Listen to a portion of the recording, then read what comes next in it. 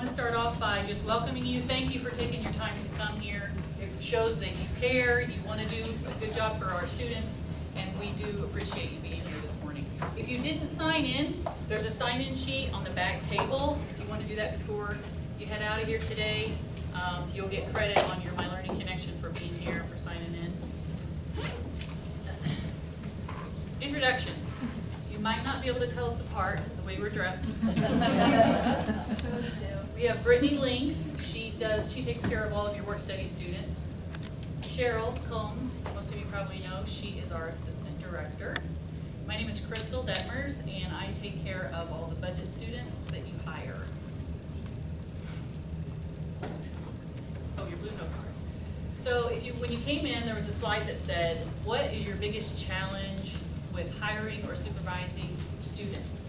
So we want you to think about that. If you don't have something right off the bat, just think about it throughout the training this morning, and by the end of the session, we're going to see if we can answer some of your questions. But if you write it down on the blue cards, please take the mints off. We don't want our mints back. That's for you. That's your lifesaver today. Okay? But we will be collecting those cards at the end of the training. Okay. We've got plenty of time to talk about our challenges and maybe some things that aren't so nice to talk about. But first of all, we want a little audience participation. We want to talk about something fun, something happy. So tell me, what do you like? And we have our little lifesaver. We joke you have to do it. We were gonna call her, what do we call our lifeguard? Our lifeguard. Throwing out lifesavers. We were gonna make her do the slow-mo. Baywatch. She said no.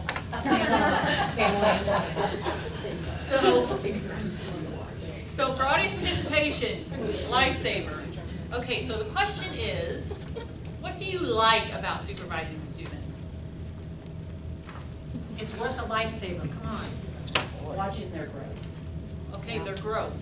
Seeing the light bulbs go off over their heads, seeing their joy when they figure something out, Yeah. or when they master something that they never thought that they could do, or when all of a sudden they're more comfortable speaking, that when you first hired them, they could barely smile at people or say hi when they delivered something. And that is awesome.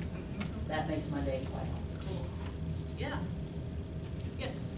I like sharing experiences, like they share something as they're going through, and then I can recall when I was in college and share experiences with them. Yeah. That's cool. Yeah. Uh-oh. She's gonna throw it. Okay, there we go. Yeah. I'd say both of the things that they said, but also they teach me. I mean, they kind of help me stay current with this younger generation. Right. And if I got a problem with my phone, they can help me fix it. But no, they're really wonderful. Yeah. Yes. Oops, that's okay. Getting to know them and becoming friends, and some I'm still friends with. They're off in their own careers, but we still yeah. are friends. Get Yeah. together. Thank you. Yes. Our students like the whole growing part, and as they grow, coming in totally overwhelmed by our office, and then slowly making it their home and their own, and like, oh, I work here at this desk, and I know how to answer your questions. And Yes. that's awesome when I see them make it their work home. Yeah. Yes. What I like about it kind of goes with what she said. I like seeing them come in and they've never had a job and they have no self-confidence, and especially when they won't hardly talk about a whisper. Yes. And to see them get more confidence, gain skills, and then you can see visibly when they, so a lot of my students I had for 4 years, and to see when they leave and the success they go to. And this is kind of bragging, and I know it's bragging, but one of my student workers from a long time ago is Rob Hornberger. Well, and you had a hand in that. You had a hand in his profession. I just love seeing them, and I had a situation that two of the student workers that I hired probably 2 years ago, maybe, they came in, they had such a personality clash, and the thing is, they were so much alike. And they'd both been insulted if you told them that, but to see them grow, and one of them came back this last spring and decided that she was going to make make the initiative for them to get over it and learn to get along together. And it's been such a joy for everybody in the office to see this. So, and the diversity in the group, and then see them overcome this. Now they're really good Sure, yeah. friends, so. Yeah, cool. Anybody else? I think the students are why we're all here, so it's nice staying connected to MSU first. Yeah, good point. I'm sure Cheryl is can brag much more than I, but Brittany, who does an amazing job in our office, she started out as a student employment in the student employment office. So I don't know if any of you know that, but Cheryl had the opportunity to see her grow through that. She was the first student that I hired when I came to MSU. I came from another college, but she was the first student I hired here and worked for our office about 3.5 years. Left for a little bit, and then the position came open, and she was the perfect fit. So yeah, it's really great to see students, not only grow, but then come back and contribute to MSU. Yeah. Okay, thank you. It is a cool thing to be around the students and to supervise the students. There's challenges, but it is also fun. All right. Is this do we have to do something to get this? I think you just hit, I think we can hit play, I believe. We've got a video.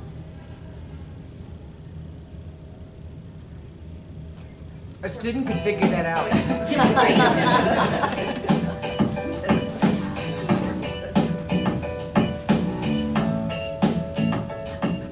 My name is Tammy Few, and I'm the Director of Human Resources here at Missouri State University.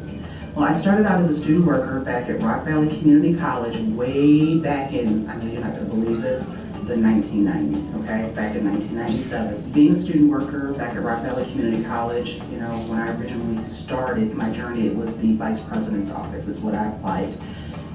But when I actually came back to work, it was actually the Office of Human Resources, and I've been in Human Resources from that point ever since then. I always tell people that I actually chose to be in Human Resources. I think it kind of chose me. It's been a natural fit, and I honestly don't know what I'd be doing otherwise. It's my life, and I plan on staying in HR till I finish out my journey. But it all started as a student worker back in 1997 at Rock Valley Community College. Well, one of the things that they did was they allowed me to be able to grow and develop. So they provided a lot of guidance as far as structure and helping me understand how higher ed worked. However, it also helped form my relationships externally.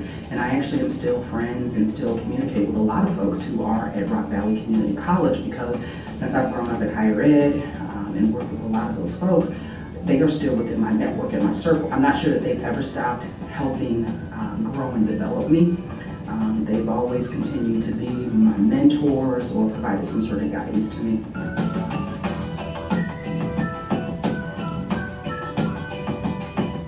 I'm Cliff Smart, the president of Missouri State University, and welcome to our Student Employee Supervisor Training Session. Student workers are critical to everything that happens at the university. In our office, we use them to evaluate fiscal notes and schedule meetings and prepare white papers, primarily as we work on government advocacy. We couldn't do what we do without them. But the other important part of having student workers is we get to be their mentors. We get to help them learn how to be good employees and see them start their professional careers. Workers from our office have gone on to have important positions in state government, in city government, and in the private sector. And that feels good. And more importantly, it's what we ought to be doing if you work at a university. So, enjoy the training today. It's really important.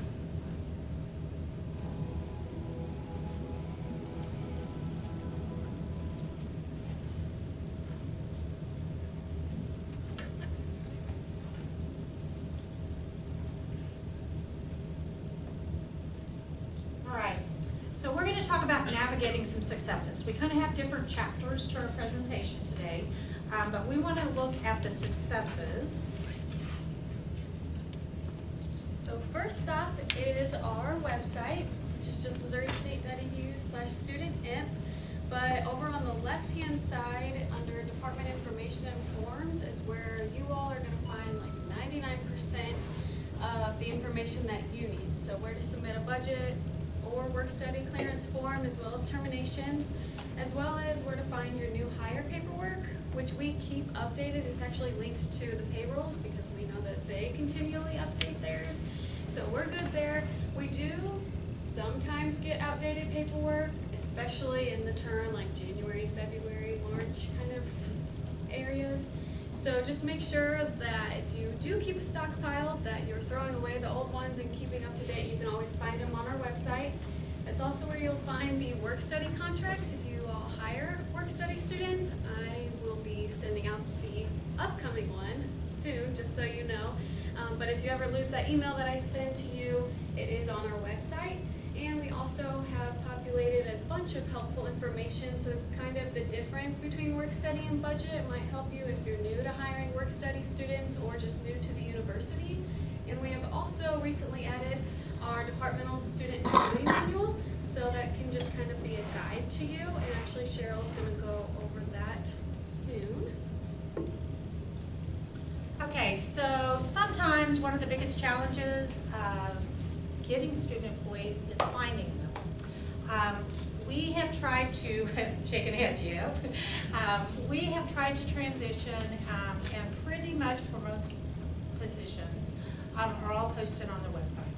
You know, students, the generation of students that we're serving now, they want to be able to do the online application process, which is pretty much the workforce in general that they're going into. Paper applications are kind of a thing of the past, and honestly, they present a liability to the university.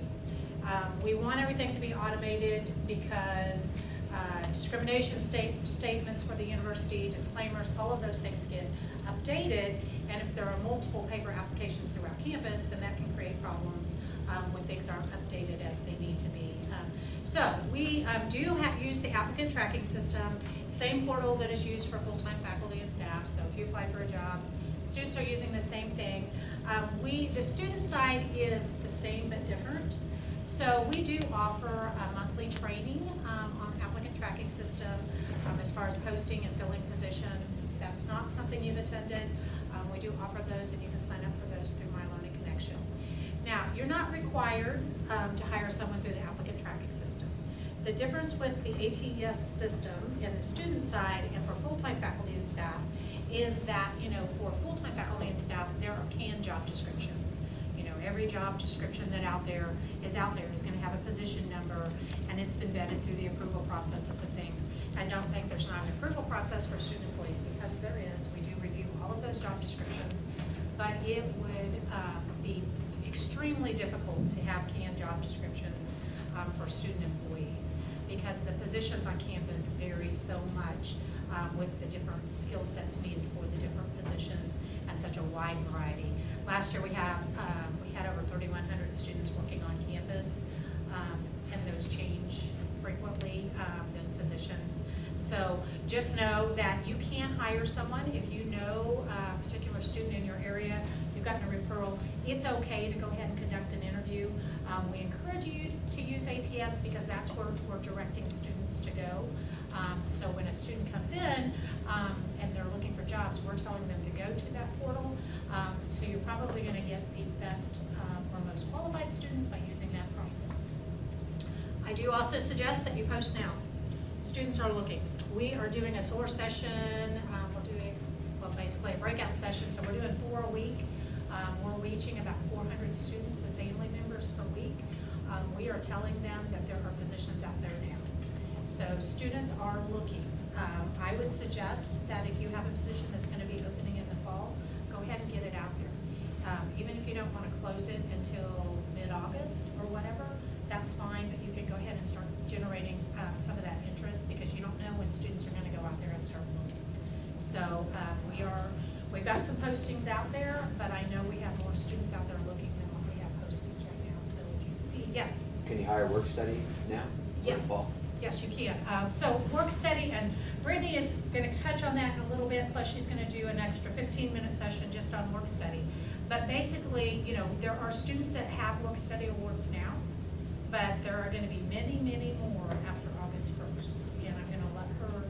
tell that process in just a little bit. Yes, you can post both work study and budget positions out there for fall, or to even start summer. If you've got a budget position, you can hire someone. Oh, that's me. So this is kind of some technical stuff. And most of you probably already know a lot of this, but hopefully you might get a little nugget here or there that you didn't know. New hire paperwork. When is an I-9 needed? An I-9 is needed, of course, if it's a brand new employee to MSU's, never worked here before, we've got to have all the new hire paperwork. Or if they've missed an entire semester. So, and that's not including breaks. So they can have a summer break. They could work in the spring, summer break, work in the fall, not need new hire paperwork. But if they miss the following spring, the entire semester, and then you want to hire them that following summer, they're going to need new hire paperwork, okay? Along with that, no, I'll talk about that later. So, and the documents. We've got to have, you have got to examine the original documents. We can't take copies. Mom can't take a copy from home on her phone or a picture and send it to the student and then take that. Whoever signs the second page of that I-9 has to examine the original documents, make the copies for us, and get them to us with the copies, okay? The clearance forms. I put this little snippet on the right of this request type because those are all kind of self-explanatory, but I wanted to explain to you the position number change. A lot of times you want to change a budget that you're paying the student out of, and you're not exactly sure how to do that. A position number change is the same thing to me as a budget change. So what happens is the position number, which is that D9999 whatever number, is linked to the budget by financial services. Financial services is the ones that set that up. I can't tell you what your position number should be or what your budget should be. That's all through financial services. But in order to change the budget, you've got to have a new position number. And you would call financial services your budget analyst for that. And that's what that position number change does for me, okay? Of course, we have to have the paperwork and the clearance form together at the same time before I can clear a student. If there's trouble with the paperwork, you know how much we love the paperwork, we have to get that corrected, send it back, or get that student in and get it corrected before I can set the student up. And I also have to have the clearance form before I can set the student up. Once I have those two things and they're correct, then I go to the eligibility. If the eligibility has a problem, still can't set the student up. If either the student will get cleared based on eligibility or I'll pin them. Now when I send out these pending emails and you get that email, especially if it's for new hire paperwork, I know that you need to get the paperwork, but in my list of 100 clearances that I have in my queue to do, I have to get them sorted out. I can't just leave them sit there and keep checking all these 100 students for paperwork. So when I pin them, then in that pending file, I know I'm waiting for paperwork. So I kind of feel like people are like, I know I need the paperwork in, but you pin me every time. Well, that's for my benefit, because if I don't keep it straight in my office, it'll be a mess. So that's why I do have to pin the people, the students. And on the clearance form, if you would, I've run into this a few times here lately. Students go by their middle name or a nickname or something. Well, on the clearance form, so that's what you're calling them, you know, whatever it be, Missy or something. And then on the new hire paperwork that comes in, that's their legal name. And it says something totally different. And I've had it to where, you know, I've gotten calls saying, man, I've got the paperwork in, I got the clearance forms in, the student's still not cleared. Well, I didn't realize they go by their middle name, so you put that on the clearance form, but my paperwork says a totally different name. So, and trust me, even though you think it's a really unique last name, there are other students that have that last name. So it's difficult if the names don't match for me, okay? I wanted to mention that. And then the termination forms, the position number, that D99 whatever number, I put a little snippet up there. For whatever reason on the termination forms, you can leave leave fields blank, and it will still send to me, but it doesn't help me. I will always have to contact you. If the position number is blank, or if it says 1, 2, or 3, because you know, the rate of pay is like 1, 2, and 3. I think some people get confused sometimes because there'll be like a 1, 2, or 3 in that position number. I can't do anything with that. I've got to have the position number, the D99, whatever it be, in there. And the pay rate. A lot of times I'll get the terminations come in with the pay rate being blank. Well, if a student has more than one position, more than one job paying out of that position number, which a lot do, I don't know which one you're wanting to terminate. The $7.85 or the $8 one, or they could be paid more than 2 jobs out of the same budget.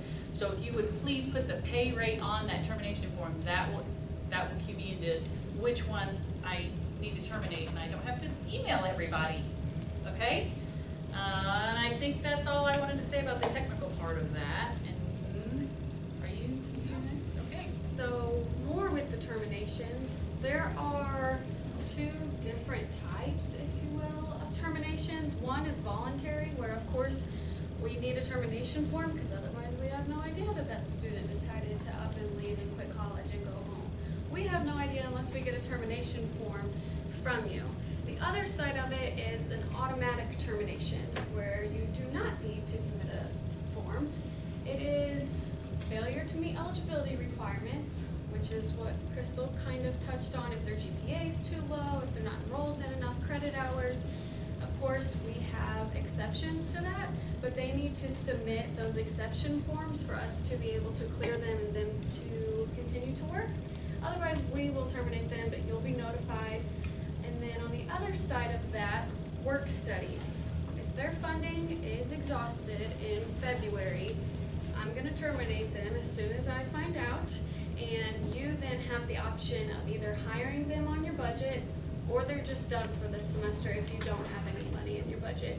So that's where it's kind of important to, if you don't have the money, to be monitoring, and that's the payroll reports, that if you guys stay for the work study session, I will be hitting on those because I know they're super confusing. But then the other side of work study, if they do not exhaust all of their funding and they make it through the last day of the semester, then I terminate them effective the very last day of spring. And then if they come back to work for you in the summer, I also terminate them the very last day there.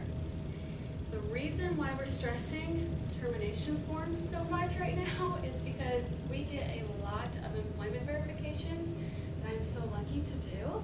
And so having timely terminations, we are able to provide the students and their companies that are requesting these verifications with accurate information, which is really important because these students are trying to get jobs off campus or housing off campus, and if they put on there that they quit working in February, but I still have them as an active student, that doesn't really look the best on their part for them. And also we need to make sure that if they are still working, or if they're not still working and they say that they are and they're trying to get an apartment, we don't necessarily want to tell that company that yes, they're still making this income when they're not. So accurate terminations equals accurate verifications. Yes, Brian? I have a question about that. So a student that's on budget for spring, work study for summer, would we need to terminate that budget position for the summer? Yes. So work study students are only terminated when they're on work study funds. So I go through and I search the D99989 work study number and eliminate all student jobs. If you hired them on D99521, because that's your budget position, I have no way of knowing that because that's Crystal's deal. So we do 2 completely different things. So if you do end up hiring a student on budget, that's a good question. You're still responsible for terminating that budget position. Please, thank you. Okay, minimum wage. That's kind of been a topic this year, right?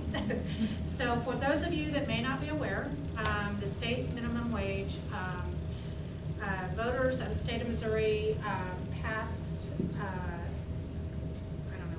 the ruling that says that there would be a 5-year incremental minimum wage increase up to the point of $12. So effective January 1st, the state minimum wage went up to $8.60. So keep in mind, the state minimum wage went up, but that doesn't mean that we get additional funding. So that creates a challenge. As a public institution, we had the option to opting out of the minimum wage increase, exempting out from that, and the university made the determination effective January 1st to do that because it was going to be a substantial hit on the budget that we were already halfway through the budget year for. So after some reevaluation and after some funding increases, we are thrilled to announce that effective July 1, anyone making below $860 will have an incremental increase up to that $860 amount. Now with that, you may have students right now that are making $875 because of the skill level of that position. A new student that is coming in after July 1 will be making $860. So if you are trying to keep some equity margin within those wage rates, you will need to submit a clearance form if you are intending to have a pay rate increase for those other students. Okay, so anyone below $860, they're making $850 or $785, whatever, they're all going to be raised to $860. But every other student that's making above $860 is not going to receive that same increment increase unless you tell us to. And so you'll need to submit a clearance form with a pay rate increase. Pay rate increases have to be at the first of the month. A student can't have a timesheet where July 1 through 10 they're making $860, and then July 11 through 15 they're making $9 an hour. It's got to be either on the 1st or the 16th, the beginning of the pay period. So we need to do those in advance. So if you're planning on doing any of those, you can submit them now. Crystal and Brittany, with the fall semester coming, the queue gets pretty heavy. There's always work there, but during that time, so the sooner you can get them in, we like that because of course fall gets kind of crazy. Jeremy, you got a question? Yeah, obviously the bottom of category 1 is going to go up. Will category 2 range change? They're all going to go up. So I don't think it's going to hit the Board of Governors agenda for this week. It's in the approval process. So anytime we change pay categories, there's a lot of levels of approval before it actually gets put into governing policy. The ranges are going to be updated on our website before the 1st. Basically, what we're doing for the ranges is we're going to do 860 to, go back here, oops, maybe, yeah. So it'll be 860 to 945 is going to be category 1. 946 to 1030 is going to be category 2. 1031 and above is going to be category 3. If you have a pay rate increase where it falls into category 3, then you're going to need to put a justification in the comments. We have regulations that we need to show that that position warrants a higher range than what the average range would be across Missouri State. Okay. If we're doing multiple pay rate increases within the same time approver, so let's say climbing mole staff goes up to 860 and instructor goes up to 9, is there an easier way for us to handle that on your guys' end? We wish. That would be awesome. It would be awesome if we had one clearance form, but unfortunately not. If you think about it, the clearance system is the same as a personnel action form. So we have to be able to tie that database back to each employee if we need to search for them for that audit trail. So we have to have a pay rate clearance form increase for each one of the students that you want to increase if they're over 860. Now, if they're below 860 and they're going up to 860, then that's going to be an automatic. Computer services is going in and they're going to do one swoop, everybody gets raised. But if there's anything incremental for anyone else, there will have to be a separate clearance form. And just because we're increasing those pay rates and changing those categories, that's not a given that it's going to happen every year. The thing about it is, and I should have brought the numbers, but over that 5-year span, the pay rate increases for minimum wage was going to have an impact of about $3 million. That's a lot of money. So the university has to plan accordingly for that, and we certainly want to support what the state of Missouri has voted in, and we want those students to have those jobs because we don't want them going off campus and making more money. I mean, there's a million reasons we want it, but we have to make sure that we're able to fund it. So it's not a given. It will be monitored every year to determine if that's going to be part of the plan, and then that'll be communicated as soon as we know. We will pass it on. I just want to confirm my understanding. Do you anticipate the categories being changed in the system July 1st? So maybe if we know we're going to utilize those higher categories, wait till after July 1st to do our No, you can go ahead and do them. It's fine. I mean, the categories stay where they are until July 1. We're working with computer services and everyone to get those implemented. But no, you can certainly go ahead and enter them based off the categories they're in. So the current categories. Yep, use the So current then everybody categories. would be a 2 or a 3 pretty much. Pretty much. You know, we're looking at 85 cents was that first increase. No, 75 cents was the first increase, and 85 cents each year after that is what was voted in. Yeah. Will work-study allotments increase? We wish. And Brittany's gonna be touching on that a little bit more when she goes over the work study. We did not, we have had an increase. We got about $7,000 more in work study funding this year. Unfortunately, we start packaging students for work study first to college in like February and March. And we were not aware of the increase at that time to be able to increase those awards at that time. So the work study awards this year, Brittany's going to be going over those, will not show an increase to align with minimum wage. We wish we could, but we've already got students packaged.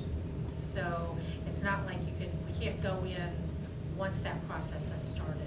It's because of the funding module. Okay. If the category is the only thing that is going to change, do we need some extra paperwork? No, if the category is going to change, no. If you're not changing the wage, now if you're gonna change any wage, then we'll need a clearance form. So at that point, the category will likely change as well because you're going to be bumping them up.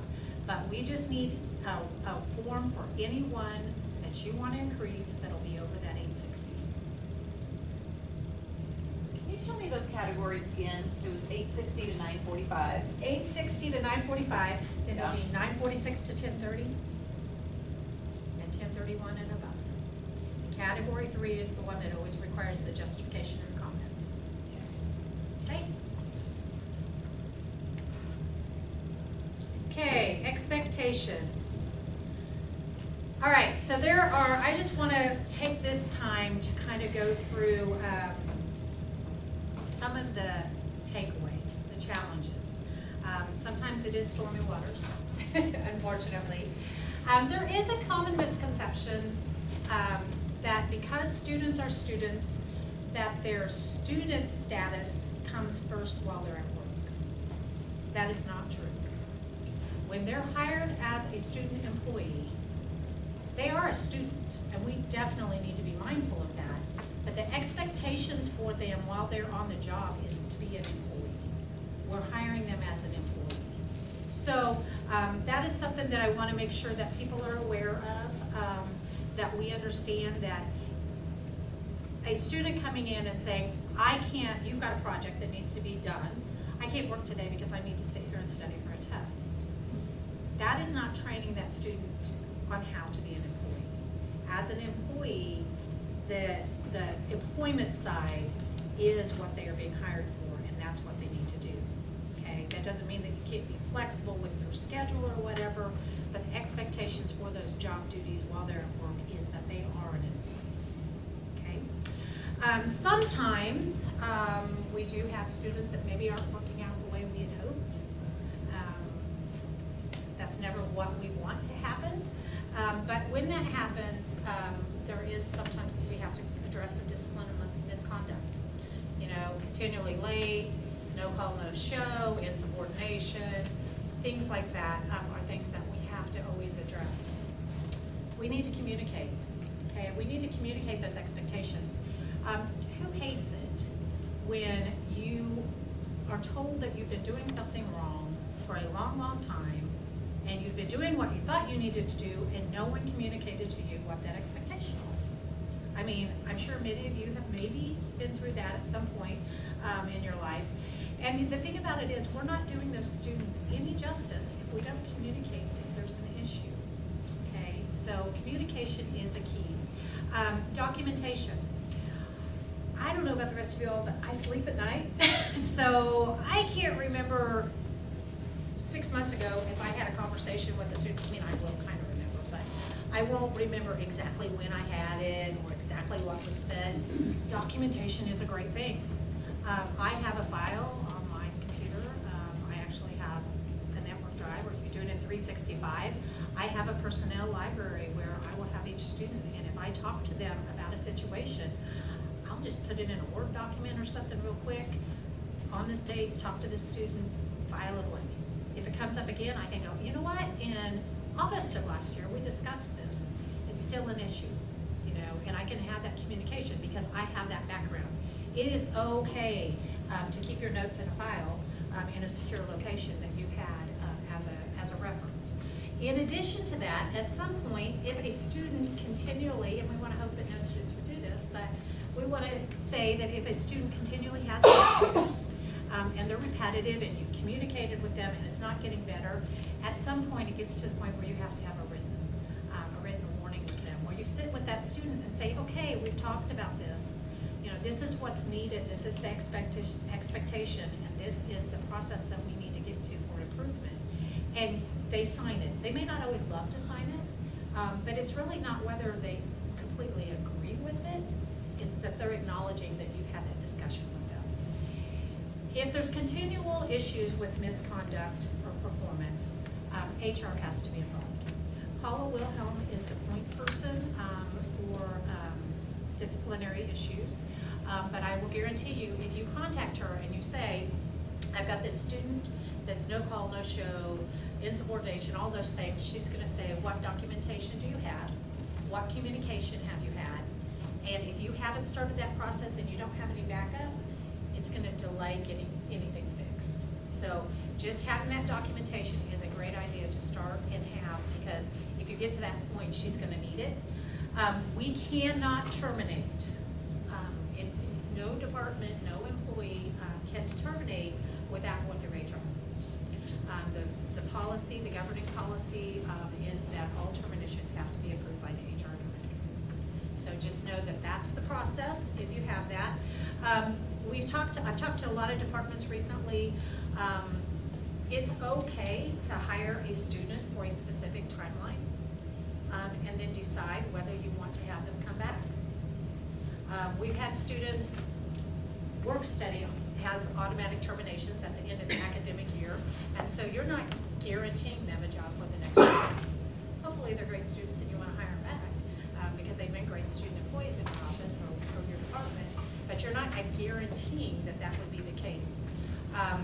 If you want to, you can, when you make that employment offer, and say, I'm hiring you for the fall semester. At the end of the fall semester, you can submit your name into however you want to do it, consideration for continued employment for the spring semester, but it's not a guarantee. So there are some departments that have opted to go that direction. Yes? So that has to be in the original job offer? That's where we document that? Yes. So yes, I would recommend having that in the original job offer, because otherwise students are going to think it's continuous employment. But if you say, we are hiring you, you know, you can put it in your posting on ATS. This position is for the fall semester. There is a possibility of being hired for this or considered for the spring semester, but you're putting a parameter there. Okay, because we had asked that question before and been told we couldn't do that.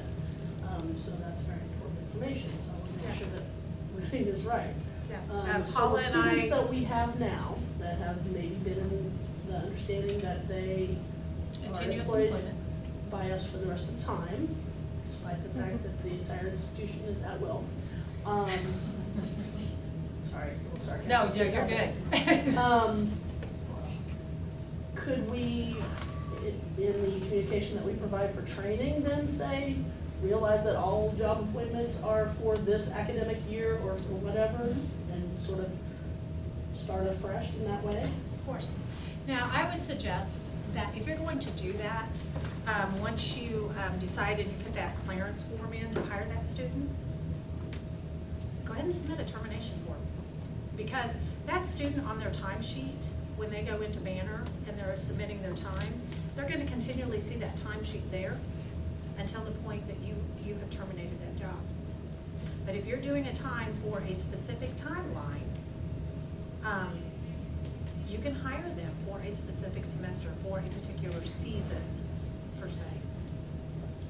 But that's gotta be communicated to them, and in writing is best.